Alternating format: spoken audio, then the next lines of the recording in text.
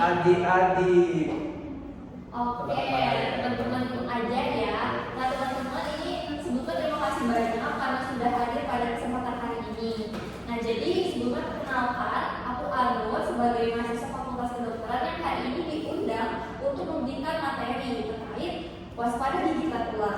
Nah teman-teman kan ada di Fakultas Pertanian yang mana sering cek lapangan atau survei ke lokasi.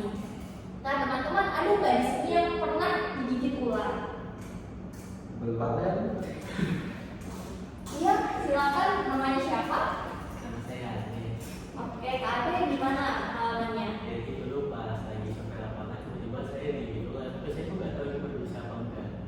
Oke, terima kasih Kak Ade. Jadi Kak Ade ini pernah digigit ular, tapi nggak tahu nih berbisa atau enggak. Nanti kita lanjut ya Kak Ade terkait penjelasan materinya.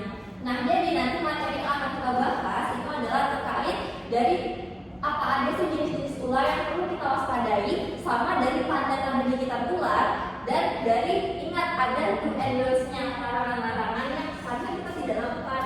Nah, lalu ada juga penanganan gigitan ular. Jadi kayak gimana sih cara kita menangani gigitan ular dan juga untuk mencegahnya itu bagaimana. Nah, nanti dari materi-materi ini teman-teman semua bisa kalau ada punya pertanyaan bisa dicatat dulu, nanti kita akan bahas di setelah sesi penyampaian materi. Oke teman-teman, kita lanjut aja nih. Nah tadi Kak Ade katanya pernah digigit ular, tapi nggak tahu nih sebenarnya ularnya itu bisa atau tidak. Nah jadi ini sumber dari WHO itu di Indonesia sendiri ular itu paling banyak ada di kobra Jawa, ada di kobra Sumatera, ada di ular beling, ada di viper, dan juga ada di tiger. Nah dimana kan kalau di Kalimantan ini sendiri itu paling banyak adalah si king cobra kan. Cuman yang sering di sekitar kita itu adalah tipe ular yang kecil. Nah sebenarnya Kak gimana sih caranya bedain ular berbisa sama nggak berbisa? Oke, yang pertama kita lihat kepalanya nih. Nah biasanya ular itu kan punya bentuk kepala seperti ini kan, yang menonjol seperti sendok. Nah pada ular yang berbisa itu kepalanya bentuknya segitiga teman-teman. Jadi kenapa bentuknya segitiga? Karena dia itu menyimpan kelenjar dari si toksinnya yang ada di pipinya lah, kalau kita bayangin itu nih yang ada di pipinya. Sedangkan kalau misalnya pada ular yang tidak berbisa itu kepalanya nggak berbentuk segitiga, dia berbentuknya lurus-lurus aja karena dia nggak menyimpan dari si kelenjar toksinnya gitu. Yang pertama. Terus kita juga bisa lihat dari giginya. Biasanya kalau ular yang berbisa dia mempunyai 2 taring yang ada di atas mulutnya, sedangkan pada ular tidak berbisa yaitu taringnya seharusnya hanya ada 1. Jadi tingkat invasinya itu cenderung lebih rendah. Nah itu dia teman-teman sudah tahu dari jenis-jenis ular yang berbisa sama yang tidak berbisa. Nah kita lanjut nih gejala dan tanda digigit ular. Nah tadi kalian pernah digigit ular kan, ya itu gimana bentuk gigitannya? Kemarin saya bulan 3 gigit juga di kaki. Oke, bentuknya bulan kecil. Nah kita bisa lihat kalau tanda-tanda digigit ular itu yang pertama yang pasti ada luka tusukan taring dong. Kan nggak mungkin kita digigit ular tapi nggak ada bekas luka tusukannya. Terus yang kedua biasanya kalau kita lihat nih setelah digigit mata kita merah, terus nyeri banget di tempat yang digigit dan timbul mual muntah atau bahkan sampai sulit bernafas. Nah itu adalah tanda bahaya yang harus kita hati-hati. Nah teman-teman, ketika kita digigit ular nih, ada yang tahu nggak apa yang harus dilakukan ketika kita digigit ular? Ya, silakan diikat gitu. Kalau di tangan berarti tangannya diikat gitu supaya rasanya nggak naik. Oke, dari Kak siapa?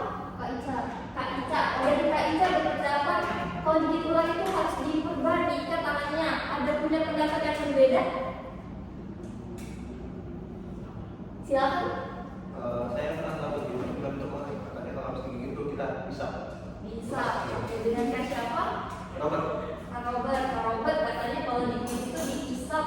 Oke, sebenarnya itu benar nggak sih? Nah kita lihat menurut WHO ada larangan atau perintah yang harus kita lakukan, dimana ketika kita digigit ular itu jangan sekali-sekali untuk coba disedot atau dihisap di bagian yang digigit. Ada yang tahu kenapa? Nanti racunnya keminum. Ada lagi? Kesedak. Ada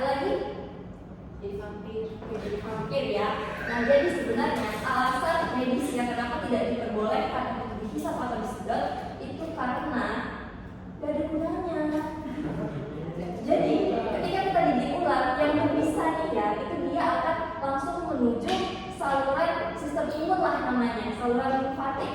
Jadi mau kita isep sekuat apapun juga gak ada gunanya karena dia sudah masuk ke jalur yang berbeda, bukan di pembuluh darah lagi. Seperti itu teman-teman.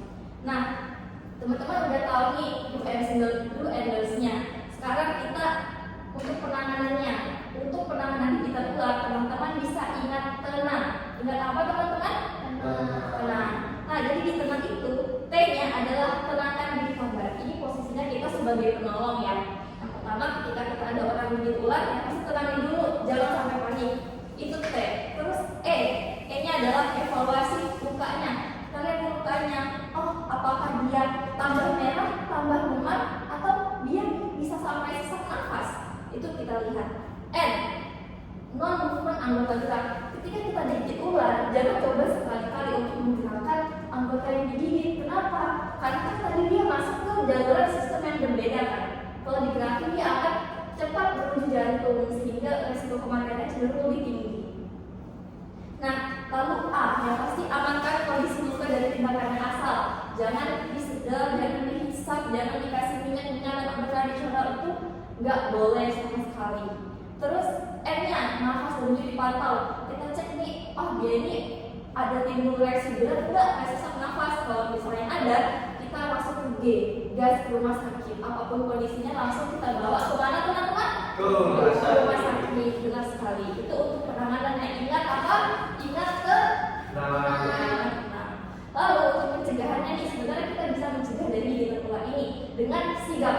S-nya adalah kita selalu bersihkan semak-semak sampah yang ada di sekitar kita, karena kan ularnya selalu tinggal di tempat-tempat yang lembab dan gelap. Lalu I, kita bisa identifikasi jenis ular. Kita lihat nih ularnya ini berbisa atau enggak berbisa, atau setelah digigit kalau sempat kita foto untuk tunjukin ke dokternya menentukan ularnya.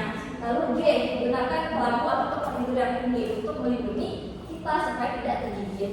Nah, lalu A, kita bisa atur pencahayaan di sekitar supaya ularnya itu tidak tinggal di tempat-tempat yang gelap.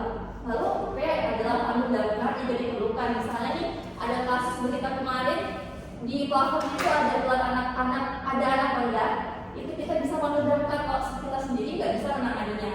Nah, udah tenang dan sigap. Pada teman-teman fakultas pertanian semua, mungkin itu aja penyampaian materi dari saya. Dari teman-teman sendiri, apakah masih ada yang kurang jelas atau masih ada yang ingin ditanyakan?